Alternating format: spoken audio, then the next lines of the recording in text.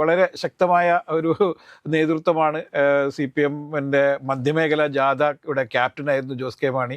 പക്ഷേ ജോസ് കെ മാണിയെ ക്യാപ്റ്റനൊക്കെ ആക്കിയെങ്കിൽ പോലും ഇത്തവണയും അവിടെ വോട്ട് ചെയ്തില്ല എന്നുള്ളതാണ് ജോസ് കെ മാണി എന്നെ വിശദീകരിക്കുന്നു. ഓർമ്മയുണ്ടാവും, ഈ മധ്യമേഖല ജാഥയുടെ ക്യാപ്റ്റൻ സ്ഥാനത്ത് നിന്ന് ജോസ് കെ മാണിയെ മാറ്റുന്നതിനെ കുറിച്ച് പോലും CPM ആലോചിച്ചിരുന്നു എന്നുള്ളതാണ്. അപ്പോൾ അവർക്കറിയായിരുന്നു മുന്നണി വിട്ടുപോകും. CPM-ന് യഥാർത്ഥത്തിൽ ജോസ് കെ മാണിയെ ഒട്ടും വിശ്വാസം ഉണ്ടായിരുന്നില്ല എന്നുള്ളത് കൊണ്ടാണ് ജോസ് കെ മാണിയെയും അതേപോലെ തന്നെ റോഷിയെയും മറ്റ് 10 ഇവർ കൂടാതെ മറ്റ് 10 സ്ഥാനാർത്ഥികളെയും ക്രോസ് വോട്ട് ചെയ്ത് തോൽപ്പിച്ചതെന്ന് നമ്മളിൽ കാണേണ്ടതുണ്ട്. ഇവിടെയാണ് പറഞ്ഞത്, ഒരു ഭരണത്തിന്റെ ചെറിയ അംശം പറ്റാൻ വേണ്ടി മൊത്തം പാർട്ടിയെ ബലിയെടുത്തു എന്നുള്ളതാണ്. അതങ്ങനെ റോഷി അന്ന് കൃത്യമായ പാർട്ടി നിലപാടായിരുന്നു സ്വീകരിച്ചിരുന്നെങ്കിൽ ഇന്ന് കേരള കോൺഗ്രസ് എമ്മിന് ഈ അവസ്ഥ ഉണ്ടാവില്ല എന്നുള്ളതാണ്. രാജേട്ടാ നമസ്കാരം. രാജേട്ടാ, ജോസ് കെ മാണി കേരള കോൺഗ്രസ് എം ഇന്നലെ അവരുടെ സ്റ്റിയറിംഗ് കമ്മിറ്റി യോഗം കഴിഞ്ഞു. സ്റ്റിയറിംഗ് കമ്മിറ്റി യോഗത്തിന് ശേഷം വളരെ വിശദമായ രീതിയിൽ തന്നെ മാധ്യമപ്രവർത്തകരോട് എന്തുകൊണ്ടാണ് ഇപ്രാവശ്യം കേരള കോൺഗ്രസ് എമ്മിന് ഇത്രയും വലിയൊരു പരാജയം ഉണ്ടായത് എന്നുള്ളതിനെക്കുറിച്ച് വളരെ കൃത്യമായിട്ട് തന്നെ ജോസ് കെ മാണി എക്സ്പ്ലെയിൻ ചെയ്തു പോകുന്നുണ്ട്. കാരണം പലപ്പോഴും ചില പത്രസമ്മേളനങ്ങൾ, മുഖ്യമന്ത്രിയുടെ ചില പരാമർശങ്ങൾ, അതോടൊപ്പം തന്നെ വികസനം എത്താത്തത്, ഇങ്ങനെയുള്ള ഒരുപാട് കാര്യങ്ങൾ അഡ്രസ്സ് ചെയ്തിട്ടാണ് പോയിക്കൊണ്ടിരിക്കുന്നത്. അതുകൂടാതെ തന്നെ ഏറ്റവും പ്രധാനപ്പെട്ട ഒരു ആരോപണം അദ്ദേഹം ഉന്നയിച്ചിരിക്കുന്നത് പല സ്ഥലങ്ങളിലും CPM-ന്റെ ഭാഗത്ത് നിന്ന് ക്രോസ് വോട്ടിംഗ് വന്നിട്ടുണ്ട് എന്നുള്ള രീതിയിലുള്ള ഒരു പ്രധാനപ്പെട്ട ഒരു ആരോപണവും അദ്ദേഹം ഉന്നയിക്കുന്നു. എങ്ങനെ നോക്കിക്കാണുന്നു കേരള കോൺഗ്രസ് എമ്മിൻ്റെയും ജോസ് കെ മാണിയുടെയും ഈ പത്രസമ്മേളനത്തെ? കേരള കോൺഗ്രസിനെ സംബന്ധിച്ചിടത്തോളം കേരള കോൺഗ്രസ് യഥാർത്ഥത്തിൽ രൂപീകരണത്തിന് ശേഷം ഒറ്റ അംഗങ്ങൾ പോലും ഇല്ലാത്ത വലിയ തിരിച്ചടിയിലൂടെയാണ് കടന്നു പോകുന്നത്. ഒരുപക്ഷെ പിടിച്ചു നിൽക്കാൻ പോലും പറ്റാത്ത, ഒരു രാഷ്ട്രീയ പാർട്ടി എന്നുള്ള രീതിയിൽ പിടിച്ചു നിൽക്കാൻ പോലും പറ്റാത്ത രീതിയിലുള്ള തിരിച്ചടിയാണ് ഉണ്ടായത്. സംപൂജ്യരാവുക എന്ന് പറയുന്നത്, പ്രത്യേകിച്ചിട്ടും മധ്യകേരളത്തിൽ എല്ലാ കാലത്തും വലിയ നിർണായകമായ ശക്തി 27 സീറ്റ് വരെയൊക്കെ ഉണ്ടായിരുന്ന കേരള കോൺഗ്രസ് ഇന്ന് വളരെ ജോസഫ് ഗ്രൂപ്പ് 7 സീറ്റ് ഒഴിച്ചു നിർത്തിയാൽ, അതുപോലെ തന്നെ TM ജേക്കബിൻ്റെ ഒരു സീറ്റ്, അനൂപ് ജേക്കബിൻ്റെ സീറ്റ് ഒഴിച്ചു നിർത്തി കഴിഞ്ഞാൽ 8 സീറ്റിൽ ഒതുങ്ങിയിരിക്കുകയാണ്. അപ്പോൾ കേരള കോൺഗ്രസിനെ സംബന്ധിച്ചിടത്തോളം ഒരിക്കലും സംഭവിക്കാൻ പാടില്ലാത്ത സംഭവിച്ചിരിക്കുന്നു. അപ്പോൾ 5 വർഷം മുന്നേ പാലായിൽ ജോസ് കെ മാണിക്ക് വലിയ തിരിച്ചടി ഉണ്ടായപ്പോൾ തന്നെ ഉയർന്ന ആരോപണമായിരുന്നു അവിടെ CPM വോട്ടുകൾ അദ്ദേഹത്തിന് ലഭിച്ചില്ല എന്നുള്ളത്. CPM-ന് മുന്നണിയിൽ അദ്ദേഹം പ്രവേശിച്ചുവെങ്കിൽ പോലും CPM-ഓ CPI-യോ അദ്ദേഹത്തിനോട് അനുഭാവപൂർണ്ണമായ ഒരു നിലപാടല്ല സ്വീകരിച്ചത് എന്നുള്ളതാണ്. CPI തുടക്കം തൊട്ടേ CPI മുന്നണിയിൽ ജോസ് കെ മാണിയുടെ വരവിനെ ഏറ്റവും ശക്തമായി എതിർത്തിരുന്നതാണ് CPI. CPM വോട്ട് ചെയ്തേക്കും എന്നായിരുന്നു കരുതിയിരുന്നത്. പക്ഷേ കഴിഞ്ഞ തവണ വോട്ട് ചെയ്തില്ല, അദ്ദേഹം തോറ്റുപോയി. ഇത്തവണ എന്തായാലും വളരെ ശക്തമായ ഒരു നേതൃത്വമാണ് CPM-ന്റെ മധ്യമേഖല ജാഥയുടെ ക്യാപ്റ്റനായിരുന്നു ജോസ് കെ മാണി. പക്ഷേ ജോസ് കെ മാണിയെ ക്യാപ്റ്റനൊക്കെ ആക്കിയെങ്കിൽ പോലും ഇത്തവണയും അവിടെ വോട്ട് ചെയ്തില്ല എന്നുള്ളതാണ് ജോസ് കെ മാണി എന്നെ വിശദീകരിക്കുന്നു. ഈ തോറ്റുപോയ 12 സീറ്റിലാണ് തോറ്റുപോയത്. പക്ഷേ 12 സീറ്റിൽ തോറ്റുപോകുക എന്ന് പറയുന്നത് തീർച്ചയായും വളരെ പ്ലാൻഡായിട്ട് തോൽപ്പിച്ചു എന്ന് തന്നെ നമുക്ക് ഒറ്റ നോട്ടത്തിൽ നമുക്ക് മനസ്സിലാവും. കാരണം ജയിക്കാൻ സാധ്യതയുണ്ടായിരുന്ന നിരവധി സീറ്റുകൾ ഉണ്ടായിരുന്നു. ആ സീറ്റുകളിലൊന്നും ജയിക്കാൻ വേണ്ടി കഴിഞ്ഞില്ല എന്നുള്ളത് കേരള കോൺഗ്രസ് എമ്മിന് ഏറ്റവും വലിയ തിരിച്ചടിയാണ്. നമ്മൾ ഇതിൽ വളരെ കൃത്യമായി പരിശോധിക്കേണ്ടത്, ജോസ് കെ മാണിയുടെ നേതൃത്വത്തിലുള്ള കേരള കോൺഗ്രസ് എമ്മിനോട് നേരത്തെ തന്നെ UDF-ലേക്ക് തിരിച്ചു പോകണം എന്ന് പാർട്ടിക്കുള്ളിൽ തന്നെ വലിയ അഭിപ്രായം ഉണ്ടായിരുന്നു. ഓർമ്മയുണ്ടോ എന്നറിയില്ല. അപ്പോൾ ഈ കോട്ടയം പാർലമെൻറ്റ് തെരഞ്ഞെടുപ്പിൻ്റെ സമയത്ത് കോട്ടയത്ത് നടന്ന വലിയ പൊതുയോഗത്തിൽ, മുഖ്യമന്ത്രി പങ്കെടുത്ത പൊതുയോഗത്തിൽ അവിടുത്തെ റബ്ബർ വിലയിടിവുമായി ബന്ധപ്പെട്ടുള്ള വിഷയം സംസാരിച്ചപ്പോൾ തോമസ് ചാഴിക്കാടനായിരുന്നല്ലോ അന്ന് സ്ഥാനാർത്ഥി, അദ്ദേഹത്തെ ഇൻസൾട്ട് ചെയ്യുന്ന രീതിയിലായിരുന്നു അതെ മുഖ്യമന്ത്രി വളരെ മോശമായി സംസാരിച്ചു. ഇത് യഥാർത്ഥത്തിൽ അവിടെ കേരള കോൺഗ്രസ്, സാധാ കേരള കോൺഗ്രസ്, കർഷകരായ പാവപ്പെട്ട കേരള കോൺഗ്രസ്സുകാർ ഈ CPM ഞങ്ങളെ സഹായിക്കില്ല എന്നും ഈ ബന്ധം നമുക്ക് തുടർന്ന് കൊണ്ടുപോകുന്നത് നമ്മുടെ പാർട്ടിയുടെ ഭാവിക്ക് വലിയ തിരിച്ചടി ഉണ്ടാവും എന്നുള്ള രീതിയിലുള്ള പ്രതികരണങ്ങളുണ്ടായിരുന്നു. ജോസ് കെ മാണിയെ പലരും ഈ വിഷയം അവതരിപ്പിച്ചിട്ടുണ്ട്. പക്ഷേ ആ സമയത്തൊന്നും അദ്ദേഹത്തിന് മുന്നണി വിട്ട് പോരാൻ കഴിയാതെ വന്നത് റോഷി അഗസ്റ്റിൻ്റെ വ്യക്തമായ നിലപാട് കാരണമായിരുന്നു. റോഷി അഗസ്റ്റിൻ എന്ന് പറയുന്നത് ഈ പിണറായി മന്ത്രിസഭ, രണ്ടാം പിണറായി മന്ത്രിസഭയിൽ വളരെ ആഢ്യത്വമുണ്ടായിരുന്ന ഒരു മൂന്നാം സ്ഥാനക്കാരനായിരുന്നു. അതുകൊണ്ട് തന്നെ അത്തരത്തിലുള്ള സ്ഥാനം, എല്ലാ കാലത്തും അവസരങ്ങളുടെ കലയാണല്ലോ രാഷ്ട്രീയം എന്ന് പറയുന്നത്. അദ്ദേഹത്തിന് മന്ത്രിയായി ഇരിക്കാൻ വേണ്ടി അവസരം കിട്ടുന്നു. സ്വാഭാവികമായിട്ടും അന്ന് പാലായിൽ ജോസ് കെ മാണിയായിരുന്നു ജയിച്ചിരുന്നെങ്കിൽ ഒരുപക്ഷെ ധനവകുപ്പ് മന്ത്രി പോലും ആകേണ്ടിയിരുന്നു എന്നുള്ളതാണ്. പക്ഷേ ജലവകുപ്പ് മന്ത്രി മാത്രമായി റോഷി ഇരിക്കുമ്പോഴും റോഷി അതിൽ ആസ്വദിച്ചിരിക്കുകയായിരുന്നു. ഇത് റോഷിയുടെ തീരുമാനം, റോഷിയും അതുപോലെ തന്നെ ഈ മുന്നണി മാറുന്നു എന്നുള്ള തരത്തിലൊരു വാർത്ത വന്നപ്പോൾ തന്നെ അപ്പം തന്നെ അവർ പ്രതികരിക്കുന്നു, ഒരു മാറ്റവും ഇല്ല എന്നുള്ള രീതിയിൽ പ്രതികരിച്ചു വന്നു. പ്രമോദ് നാരായണനും അതുപോലെ തന്നെ റോഷിയായിരുന്നു അപ്പോൾ തന്നെ പ്രതികരണമായി വന്നത്, ഞങ്ങൾ ഒരു സ്ഥലത്തേക്കും ഇല്ല, ഇടതുപക്ഷത്തിൻ്റെ കൂടെ അടിയുറച്ച് നിൽക്കുന്നു.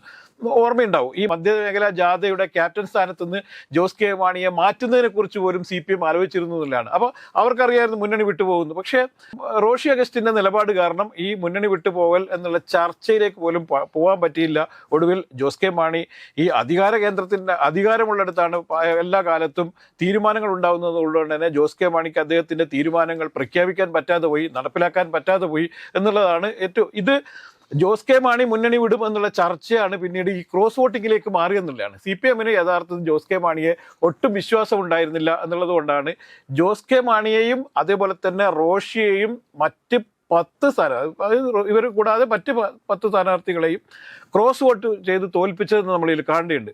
ഇത് CPM-ഉം യഥാർത്ഥത്തിൽ ആ ഒരു മാത്രമേ ഞാൻ യോജിക്കുന്നില്ല കേട്ടോ. കാരണം എന്താ എന്ന് ചോദിച്ചു കഴിഞ്ഞാൽ, ഇപ്പോൾ കേരള കോൺഗ്രസിൻ്റെ ശക്തിയുള്ള സ്ഥലങ്ങളിൽ തന്നെയാണ് കേരള കോൺഗ്രസ് എം മത്സരിച്ചിട്ടുള്ളത്.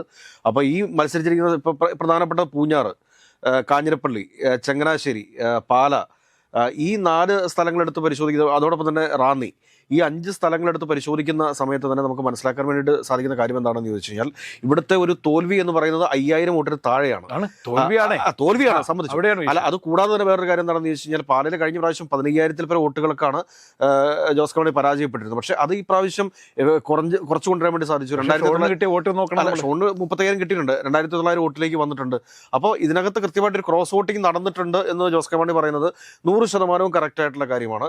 പക്ഷേ അതിനർത്ഥം ജോസ് കെ മാണി ഇടതുപക്ഷ ജനാധിപത്യ മുന്നണിക്ക് വിശ്വാസം ഇല്ലാതായിട്ടാണ് എന്ന് പറഞ്ഞു കഴിഞ്ഞാൽ സമ്മതിക്കില്ല. പക്ഷേ ആ ഒരു കൺഫ്യൂഷൻ ഒരു പക്ഷേ കൺഫ്യൂഷനല്ലേ പൊളിറ്റിക്സിൽ എല്ലാ കാലത്തും. ഇപ്പം പ്രത്യേകിച്ചിട്ടും ജോസ് കെ മാണി മുന്നണി മാറണം എന്നുള്ള ചർച്ച വന്നപ്പോൾ ജോസ് കെ മാണി 2 ദിവസം മൗനം പാലിച്ചത് ഒക്കെ അവിടെ വിഷയമായിരുന്നു. അല്ല, അദ്ദേഹം അന്ന് തന്നെ പ്രതികരിച്ചല്ലോ. കാരണം ഒരു വാർത്ത വരുന്നു, വാർത്തകൾ എങ്ങനെ സൃഷ്ടിക്കപ്പെടുന്നു നമുക്കറിയാവുന്ന കാര്യമാണ്. പക്ഷേ എങ്കിൽ പോലും വാർത്തകൾ പക്ഷേ വെറുതെ സൃഷ്ടിക്കപ്പെട്ടതായിരുന്നില്ല. ഇത് കൂടാതെ ഞാൻ വേറൊരു വസ്തുത കൂടെ പറഞ്ഞുതരാം. കാരണം ഇപ്പൊ പുളിക്കക്കണ്ണ ഫാമിലി അവർ 3 പേരും സ്വതന്ത്രരായിട്ടാണ് അവിടെ മത്സരിച്ച് ജയിച്ചേക്കുന്നത്.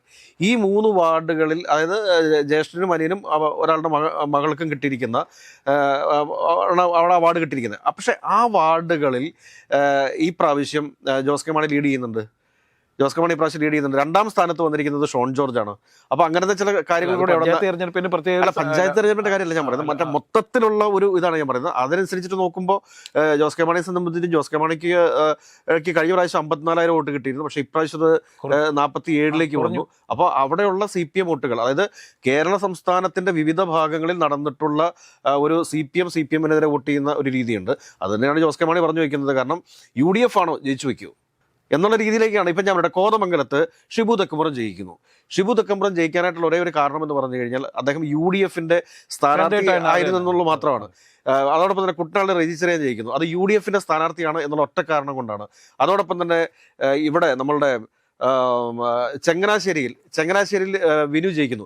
വിനു ജയിക്കുന്നതിന് കാരണം എന്ന് പറഞ്ഞാൽ UDF സ്ഥാനാർത്ഥിയാണ് എന്നുള്ളതാണ്. അതോടൊപ്പം തന്നെ തിരുവനന്തപുരം വർഗീസ് മാമൻ ജയിക്കുന്നു എന്ന് പറഞ്ഞു കഴിഞ്ഞാൽ അത് UDF-ന്റെ സ്ഥാനാർത്ഥിയാണ് എന്നുള്ളതുകൊണ്ട് മാത്രമാണ്. കാരണം അവിടെ നമ്മൾ നോക്കേണ്ടത് എന്താണെന്ന് വെച്ചാൽ, അവിടെ അനൂപ് ആന്റണിയാണ് 2ാം സ്ഥാനത്ത് വന്നേക്കുന്നത്. അനൂപ് ആന്റണിയും ഇദ്ദേഹവുമായിട്ടുള്ള ഒരു വോട്ടിന്റെ ഡിഫറൻസ് എന്ന് പറയുന്നത് 5000 വോട്ട് മാത്രമേ ഉള്ളൂ. 5000-6000 വോട്ടിന്റെ വ്യത്യാസം മാത്രമേ ഉള്ളൂ. അപ്പോൾ ഇങ്ങനെയാണ് പല സ്ഥലങ്ങളിലും നടന്നിട്ടുള്ളത് എന്ന് വേണം നമ്മൾ മനസ്സിലാക്കാൻ. അല്ല, ഞാൻ ഈ പറഞ്ഞു വന്നത് എന്താ സംഭവിച്ചെന്നാൽ, കേരള കോൺഗ്രസിന്റെ സാധാരണ അണികൾക്കിടയിൽ മുന്നണി മാറ്റം എന്നുള്ളത് 2 വർഷം മുന്നേ തുടങ്ങിയ ചർച്ചയായിരുന്നു എന്നും അത് നേതൃത്വം വളരെ സീരിയസ് ആയി എടുക്കാത്തതാണ് വിഷയത്തിൽ. ഇപ്പോൾ UDF ആണെങ്കിൽ ജയിച്ചു വരുന്നു എന്ന് പറയുന്നത് തന്നെയാണ് വളരെ പ്രകടമായി ഭരണവിരുദ്ധ വികാരമുണ്ട് എന്നും അതുപോലെ തന്നെ മുഖ്യമന്ത്രിയുടെ ശൈലിക്കെതിരെയൊക്കെയുള്ള വലിയ പ്രതിഷേധം ഉണ്ട് എന്നല്ലേ അദ്ദേഹം തന്നെയല്ലേ ഇപ്പം ഇദ്ദേഹം പറഞ്ഞത്, വാർത്താ സമ്മേളനത്തിൽ പറഞ്ഞതാണ്. ഇത് അവർ തിരിച്ചറിയുകയും അവർ നേരത്തെ തന്നെ തിരിച്ചറിഞ്ഞിട്ടുണ്ട്, നേതൃത്വവും തിരിച്ചറിഞ്ഞിട്ടുണ്ട്, അണികളും തിരിച്ചറിഞ്ഞിട്ടുണ്ട്, മുന്നണി മാറ്റം വേണം എന്നുള്ള ചർച്ചയും ഉണ്ടായിട്ടുണ്ട്. പക്ഷേ ഇവിടെയാണ് പറഞ്ഞത്, ഒരു ഭരണത്തിന്റെ ചെറിയ അംശം പറ്റാൻ വേണ്ടി മൊത്തം പാർട്ടിയെ ബലിയെടുത്തു എന്നുള്ളതാണ്. അതങ്ങനെ റോഷി അന്ന് കൃത്യമായ പാർട്ടി നിലപാടായിരുന്നു സ്വീകരിച്ചിരുന്നെങ്കിൽ ഇന്ന് ഈ കേരള കോൺഗ്രസ് എമ്മിന് ഈ അവസ്ഥ ഉണ്ടാവില്ല എന്നുള്ളതാണ്. അത് അവർ തിരിച്ചറിയുന്നുണ്ട്. ഇപ്പൊ ഈ ഇദ്ദേഹത്തിന്റെ വാർത്താ സമ്മേളനത്തിൽ അത് പ്രകടവുമാണ് എന്താണ് സംഭവിച്ചെന്നുള്ളത്. കാരണം വോട്ട് ബാങ്ക് ഉള്ള ഒരു പാർട്ടിയല്ല, ഇത്ര വോട്ട് ബാങ്ക് ഉള്ള ഒരു പാർട്ടിക്ക് കേരള നിയമസഭയ്ക്കകത്ത് MLA ഇല്ലാതാവുക എന്ന് പറഞ്ഞു കഴിഞ്ഞാൽ അത് അതിശയോക്തിയുള്ള കാര്യമാണ്. ഇപ്പോൾ ഒരു പ്രവർത്തകർ പോലും ഇല്ലാത്ത പല പാർട്ടികൾ, ഇപ്പോൾ RSPയെ കുറിച്ചൊക്കെ പറഞ്ഞു. RSPക്ക് 3 MLA മാരായി. RSPയുടെ ഒരു വോട്ടിംഗ് പേഴ്സണെ എടുത്ത് നോക്കൂ, അവരുടെ ഒരു വോട്ട് ബാങ്ക് എന്താണ്, എവിടെയാണ് എന്നുള്ള കാര്യം എല്ലാവർക്കും അറിയാവുന്ന കാര്യമല്ലേ. ഈ കേരള കോൺഗ്രസ് ജോസഫ് ജയിച്ചിരിക്കുന്ന 7 സീറ്റുകളും എടുത്ത് പരിശോധിച്ച് നോക്കൂ. ഇപ്പോൾ ഇരിങ്ങാലക്കുടയൊക്കെ എടുത്ത് പരിശോധിച്ച് കഴിഞ്ഞാൽ ഇരിങ്ങാലക്കുട എന്നും ഒരു സംഘടനാ സംവിധാനം പോലും കേരള കോൺഗ്രസ് ജോസഫ് ഗ്രൂപ്പിന് ഇല്ല എന്ന് മനസ്സിലാക്കണം. പക്ഷേ കേരള കോൺഗ്രസ് നേരത്തെ ജയിച്ചൊരു സ്ഥലം കൂടിയാണ്. അതൊക്കെ ശരിയാണ്, പക്ഷെ അവിടെ സംഘടനാ സംവിധാനം ഇല്ലെന്ന് ഇത് തോമസ് ഉണ്ണിയാടൻ തന്നെ സമ്മതിക്കുന്ന കാര്യമാണ്. സംഘടനാ സംവിധാനം വേണ്ട, കാരണം UDF ആയാൽ മതി. ടീം UDF എന്നുള്ളതാണ് വിഷയം. അപ്പോൾ അവിടെ യഥാർത്ഥത്തിൽ ടീം നമുക്കിപ്പോൾ നമ്മളിപ്പോൾ സിബിയോട് പ്രത്യേകിച്ച് പറയേണ്ട കാര്യമില്ല. കാരണം മധ്യ കേരളത്തിലെ ക്രിസ്ത്യൻ വിഭാഗങ്ങൾക്കിടയിൽ യഥാർത്ഥത്തിൽ എല്ലാ കാലത്തും ഒരു UDF മൈൻഡ് ഉണ്ടെന്ന് കാര്യം എല്ലാവർക്കും അറിയാവുന്നതാണ്. പ്രത്യേകിച്ചിട്ടും കേരള കോൺഗ്രസ് എമ്മിനെ സംബന്ധിച്ചിടത്തോളം കൃത്യമായി ഒരു UDF മൈൻഡ് ഉണ്ടായിരുന്ന ഒരു പാർട്ടിയാണ്. കോൺഗ്രസിനെ പോലെ തന്നെ നിൽക്കുന്ന ഒരു കേരള കോൺഗ്രസ് ആണ്. കാരണം ജോസഫൊക്കെ LDFിലും UDFിലൊക്കെ മാറി മാറിയൊക്കെ ചില ഭാഗ്യപരീക്ഷണങ്ങൾ നടത്തിയ പാർട്ടിയാണ്. പക്ഷേ ഇതങ്ങനെയല്ലല്ലോ. എമ്മിനെ സംബന്ധിച്ചിടത്തോളം, കേരള കോൺഗ്രസ് എമ്മിനെ സംബന്ധിച്ചിടത്തോളം ശരിയാണ്, ഇടക്കാലത്ത് ഒരു 2 വർഷക്കാലം AK നായനാർ മിനിസ്ട്രിയുടെ ഭാഗമായിട്ടുണ്ടെന്നല്ലാതെ ദീർഘകാലത്തെ ഒരു രാഷ്ട്രീയ ചരിത്രം എടുത്ത് നോക്കിക്കഴിഞ്ഞാൽ കേരള കോൺഗ്രസ് എം എക്കാലത്തും കോൺഗ്രസിനൊപ്പം വളരെ കൃത്യമായി നിന്നാണ്. ഒരു കാലത്ത് എന്ന് പറഞ്ഞാൽ കോൺഗ്രസിൽ എന്തെങ്കിലും തർക്കം ഉണ്ടായിക്കഴിഞ്ഞാൽ മാണി സാറും അതുപോലെ തന്നെ കുഞ്ഞാലിക്കുട്ടി സാഹിബും ചേർന്നാണ് കോൺഗ്രസിലെ പ്രശ്നങ്ങൾ പരിഹരിച്ചത്. അത്രത്തോളം ഒരു പൊക്കിൾക്കൊടി ബന്ധം ഉണ്ടായിരുന്ന ഒരു മുന്നണിയെയാണ് തള്ളിപ്പറഞ്ഞുകൊണ്ട് മറ്റൊരു മുന്നണി ഇത് പുറത്താക്കിയതാണ്. അല്ല, പുറത്താക്കിയെന്ന് പറഞ്ഞാൽ അങ്ങനെ പലപ്പോഴും പല തരത്തിലുള്ള അഭിപ്രായ വ്യത്യാസമൊക്കെ ഉണ്ടായിട്ട് അതിൽ ഈ കേരള കോൺഗ്രസ്സുകാർ തമ്മിലുണ്ടായിരുന്ന വിഷയവും ഒക്കെയാണ്. അത് അവർ തമ്മിൽ പറഞ്ഞ് പ്രശ്നങ്ങൾ പരിഹരിക്കാൻ പറ്റാത്ത പോയത് കൊണ്ടൊക്കെ സംഭവിച്ചാണ്. ജോസഫുമായിട്ടുണ്ടായ പ്രശ്നങ്ങളും 30 പ്രശ്നമൊക്കെയാണ് അതിൽ വിഷയം ഉണ്ടായിരുന്നത്. അതൊക്കെ പരിഹരിച്ചു പോകുമായിരുന്നു. ആവേശം കൊണ്ട് അപ്പം തന്നെ പോയി LDF ചേർന്നു എന്നുള്ളതാണ് യഥാർത്ഥത്തിൽ 5 വർഷം കഴിയുമ്പോഴേക്ക് ഈ കേരള കോൺഗ്രസ് ഇത്രയും ദയനീയമായ പരാജയം ഏറ്റുവാങ്ങേണ്ടി വന്നത്. അതുകൊണ്ട് ഇനിയെങ്കിലും ഇത് പരിഹരിക്കാൻ ആകെ ഒരു മാർഗം എന്ന് മാത്രമേ ഉള്ളൂ. കേരള കോൺഗ്രസ് തീർന്നുപോയി എന്നൊന്നും പറയാൻ പറ്റില്ല. എന്തായാലും അടുത്ത തെരഞ്ഞെടുപ്പിലൊക്കെ കേരള കോൺഗ്രസിന് കൊണ്ട് തിരിച്ചു വരാനൊക്കെ പറ്റും. പക്ഷേ വ്യക്തമായൊരു രാഷ്ട്രീയ തീരുമാനം ഉണ്ടാകണം എന്നുള്ളതാണ്. അത് തീരുമാനിച്ചില്ലെങ്കിൽ വെറുതെ വാർത്താ സമ്മേളനം നടത്തിക്കൊണ്ട് മാത്രം കാര്യമില്ല, ജനങ്ങളുടെ മുന്നിൽ പോയി തെറ്റ് പറഞ്ഞുകൊണ്ട് കാര്യമില്ല. അതൊരു കുമ്പസാരം മാത്രമാകുന്നു. ഉറപ്പായിട്ടും നമുക്ക് കരുതാം. ഇന്നത്തെ വാർത്താ സമ്മേളനത്തിൽ നമുക്ക് മനസ്സിലാക്കാൻ വേണ്ടി സാധിക്കുന്ന കൃത്യമായ ഒരു രാഷ്ട്രീയ നിലപാട്, തീരുമാനം കേരള കോൺഗ്രസ് എമ്മിന്റെ ഭാഗത്തു നിന്നുണ്ടാവും. അതിശക്തമായിട്ട് തന്നെ കേരള കോൺഗ്രസ് എം ഇവിടെ നിലനിന്ന് പോകും എന്നും വേണം നമ്മൾ കരുതാനായിട്ട്. അല്ല, എന്തായാലും തീർച്ചയായും കേരള കോൺഗ്രസ് അങ്ങനെ ഇല്ലാതായി പോകേണ്ട പാർട്ടിയാണെന്നുള്ള നിലപാടൊന്നും നമ്മൾ പ്രഖ്യാപിക്കുന്നില്ല. അത് മധ്യ കേരളത്തിലെ ആ കേരള കോൺഗ്രസിനെ കൊണ്ടുപോയ ആളുകളെ തന്നെ തീരുമാനിക്കട്ടെ. പക്ഷേ കേരള കോൺഗ്രസ് എമ്മിന് തിരിച്ചു വരാനുള്ള മാർഗം എന്ന് പറയുന്നത് അവരുടെ അതായത് അണികളെ കൃത്യമായി വിശ്വാസത്തിലെടുക്കുക, അണികളുടെ കൂടി മനസ്സറിഞ്ഞുകൊണ്ട് UDFിലേക്ക് തിരിച്ചു വരിക എന്ന് മാത്രമാണ് ഇനി പോകാൻ വഴി.